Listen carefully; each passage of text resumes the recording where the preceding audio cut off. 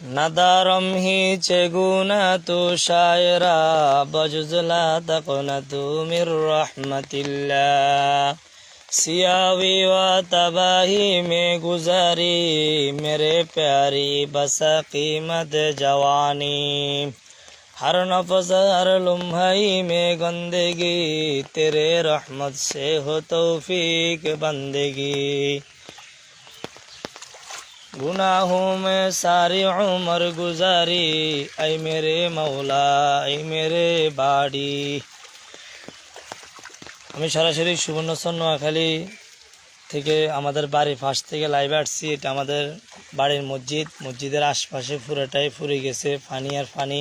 এই জমিন যায় দেখতেছেন এগুলো সব জমিনের মধ্যে জ্বালা রোপণ করেছে, ধান গাছ রোপণ করেছে প্রায় 6-7 হাত পানির নিচে। আসলে আমাদের এদিকে অবস্থা ভালো না সুবর্ণচর। তো আপনারা কে কোথায় দিয়ে দেখতেছেন আর আপনাদের এদিকে কী অবস্থা সবাই জানাবেন। আমরা সবাই সবার পাশে দাঁড়াবো, এটা আমাদের সকলের দায়িত্ব। আমরা সবাই সবার পাশে যদি দাঁড়াই তাহলে আল্লাহ তাআলা অনেক খুশি হবেন। বিভিন্ন ইসলামী দলগুলোও কাজ করে যাচ্ছে, ইসলামী আন্দোলন বাংলাদেশ জামাত ইসলাম, এরপর অনেকগুলো সংগঠন কাজ করে যাচ্ছে। সবাই সবার পাশে পরিবারের পাশে দাঁড়াচ্ছে।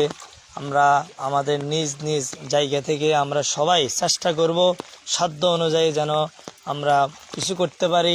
আমার অবস্থান ভালো, আমি আরেক ভাইয়ের অবস্থা তেমন ভালো না খারাপ, তার পাশে দাঁড়াবো, এটা আমার আপনার সকলের দায়িত্ব। আমাদের বাড়ির উঠান, এরপরে রাস্তাঘাট, জমিন সবগুলা বৃষ্টির পানি ডুবে গিয়েছে। তো আমরা সবাই নিজ নিজ জায়গা থেকে দোয়া করব।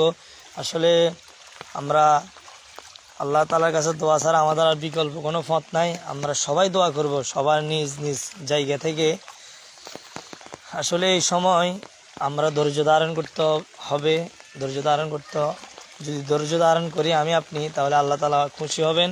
হয়তো আল্লাহ তাআলা আমাকে আপনাকে পরীক্ষা করতেছেন, জান মাল বিভিন্ন ক্ষয়ক্ষতি দিয়ে হয়তো আল্লাহ তাআলা মানুষকে পরীক্ষা করতেছে যে মানুষ আল্লাহ তাআলার প্রতি ঈমান বিশ্বাস কেমন।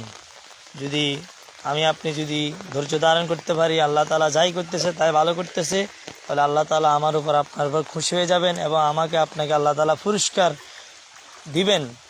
এক সময় আমি আপনি জান্নাতে যাইতে পারবো। যদি আমার আপনার যদি একটু ঈমানের মধ্যে একটু খটকা আসে যে আল্লাহ শুধু এগুলো আমাকে কেন করতেছে বা আমাকে কেন অসুস্থ দিতেছে, বিভিন্ন জায়গার মধ্যে যদি আমরা শুধু আল্লাহকে দোষারোপ করি, অনেকে আছে আমরা একটু অসুস্থ হলে ভেঙে পড়ি যে শুধু আল্লাহ আমাকে দিছে আর কাউকে দেয় নেই। আসলে এমন কথা আমরা মানে মুখও বলা যাবে না, অন্তরও আনা যাবে না। যদি আমি আপনি আনি তাহলে আমার আপনার ঈমান থাকবে না।